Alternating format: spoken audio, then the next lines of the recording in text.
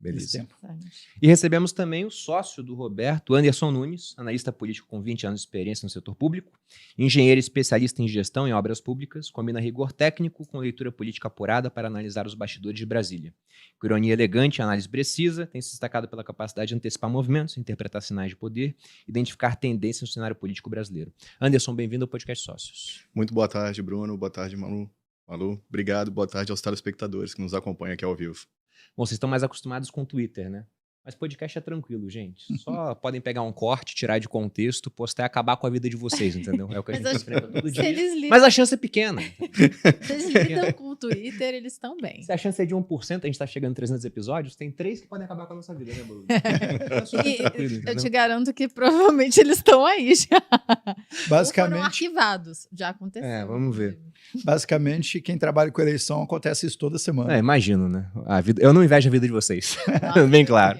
Mas agora, começando, eu vou usar uma fala sua aqui, Roberto. Você falou, eu trabalhei com o PT durante o auge do PT. Colocou até mais ou menos 2010. Então, na sua opinião, o PT está realmente em declínio? Tá, eu entendo que sim. E muito do que as pessoas imaginam sobre a força do Lula vem através da imprensa aberta, onde o governo é anunciante, onde temos ali jornalistas mais de centro-esquerda, esquerda, né? Então, o que é dito ali nem sempre reflete a realidade. O que eu falo para empresários e para o capital, para quem carrega o Brasil nas costas, né, é que há uma infinidade de números que mostram um modelo desgastado de longo tempo, né? E aí eu tenho o aspecto eleitoral, que a gente explica muito por um ciclo de mandato, como é que funciona no Brasil, e tem um aspecto histórico também, que as democracias passam por mudanças de tempos em tempos. O eleitor ele não tem uma vontade só. A gente não é igual à China, que pode fazer um planejamento de 30, 50 anos. Então a cabeça vai mudando de tempos em tempos, e os políticos que mais se adequam àquela demanda daquela época se dão bem. O Lula ele tem um modelo vencedor eleitoralmente falando, mas que está ultrapassado. A sociedade toda mudou, está em outro caminho, e ele, não sei se pela idade, por ele ter sido vencedor nesse modelo, ele não consegue se adequar, não consegue pivotar. Ou seja, então, isso é um pouco PT, né? Porque PT é o Lula. Eles têm um desgaste que não é visível ao olho do leigo, mas assim, que mostra que o teto dele é cada vez mais baixo. Só um número, né? Eu sei que todo mundo gosta de número, né? Da eleição passada para cá, em média das pesquisas, o teto do Lula baixou 5%. Só 5%. O que é esse teto, só para entender? E olha que interessante, né? Só 5%, mas sim, ele ganhou a eleição por 1,9%, né? Então pode fazer total diferença. Seguinte, Perini, Malu, antes de olhar a aprovação, olhe rejeição de um político. A rejeição é totalmente cristalizada. Por exemplo, a gente não vai falar nomes aqui de vocês dois, mas eu pergunto assim, qual candidato você não vota de jeito nenhum? Você vai falar... Aí eu vou falar assim, Perini, vou mudar a sua cabeça, vou ficar as próximas 2 horas te jogando diversos argumentos para você votar em Lula. Não consegue mudar. Você entende? Você não vai mudar essa opinião. Eu não vou conseguir convencer, por exemplo, um São Paulino a torcer pro Corinthians. Isso não muda. Então, só o eleitor do meio.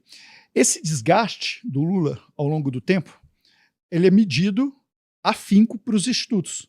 Quem é profissional ou eleitoral sabe que é mais importante do que a aprovação verificar a rejeição. É uma frase minha que rejeição é mais fiel que o amor. Né? Então, ao longo do tempo, esse desgaste vem se elevando. A maior série histórica de análise de rejeição que tem no Brasil é do Datafolha. 37 anos, desde a primeira eleição do Lula em 1989.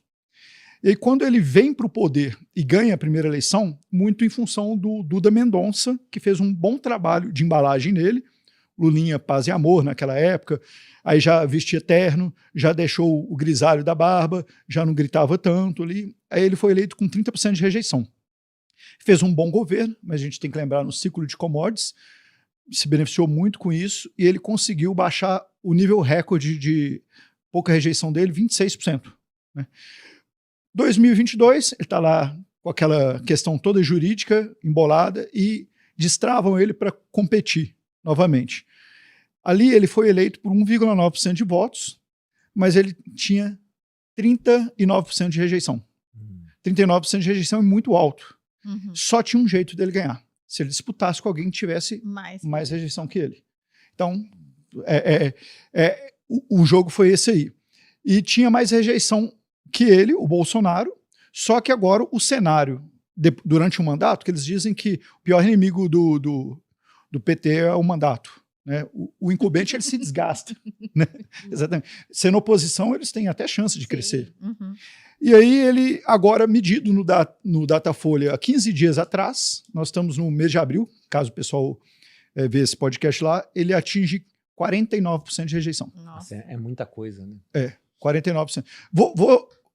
Vou te dar um exemplo do que isso significa. Existe um instituto maior do mundo que chama Gallup, Instituto de Pesquisa. Ele fez um estudo amplo ao longo do tempo, medindo rejeição e reeleição. Nunca ninguém foi reeleito no mundo em democracias com mais de 49%. Então Lula está lá, 49. Nunca isso, no mundo? No mundo. Caramba. Democracias não. Talvez na Venezuela. Mas não é. Aí, resumindo a história, você está na beirada. Só que isso é o Datafolha. Isso é a minha opinião, tá? Não um fato, é opinião minha. É um instituto mais otimista com Lula, seja pelo seu modelo de entrevistas lá. Vários outros institutos dão 50, 51, 52. Se eu não me engano, o Atlas essa semana já deu 51%. Então ele está numa fase que a gente chama agora de rejeição proibitiva. Cientistas políticos, até do campo mais ligado à esquerda, como o Alberto Almeida, fala, Lula hoje, ele usa esse termo, né? É favorito para perder. Isso é uma coisa que eu falava há um tempo atrás, por uma série de fatores que a gente vai explorar ainda, mas hoje não sou voz única. O pessoal entende que com essa rejeição não dá. Qual é a eleição do Lula? A eleição do Lula não é em outubro. A eleição do Lula é agora, nos próximos 100 dias, até o momento que anunciarem o candidato oficial. Por quê? Qual a data limite para isso, só para o pessoal ter em mente? Como é que é? A data limite para saber então, o candidato limite juridicamente, 15 de agosto. 15 de agosto. Na prática, final de julho. Por quê? Porque é igual lançar um produto. Então você tem que ter uma convenção, que é uma fé. Exato, você não pode ser de última hora no improviso, igual aconteceu com o Haddad em 2018. E aí, a gente tem alguns índices para medir, né? O próprio Alberto Almeida fala que o bom e ótimo, ele mostra muito sobre reeleição. O bom e ótimo do Lula está muito pequeno. O ruim, péssimo, é rejeição assim na veia.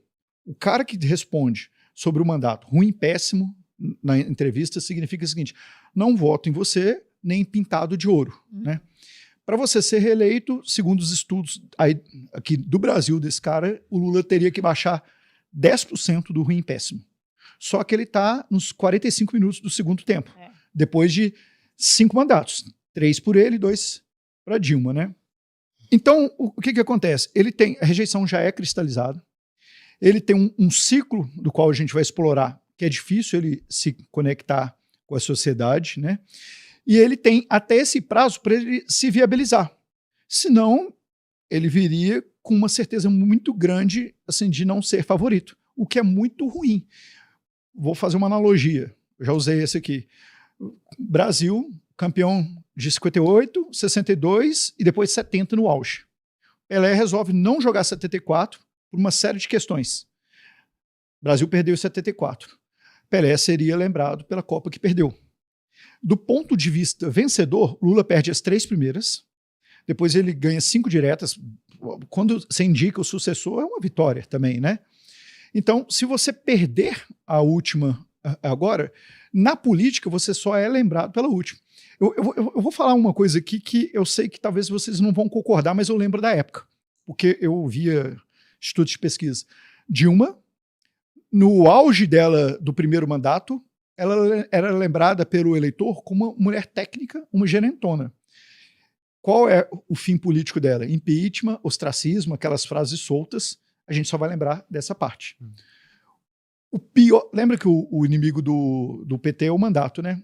O pior que pode acontecer até para o Lula, nesse caso, é ele ganhar. Como é que seria um quarto mandato dele? Sim, isso é muito discutível. O Congresso não está muito legal com ele. A gente viu ontem com Messias, né? Aí você tem a questão geopolítica e a conta. A conta chegou, né? Anos e anos e anos de custo de pandemia não estando em A pandemia. melhor opção para eles é passar agora e mandar um Ser ranchão para oposição. outra pessoa, né?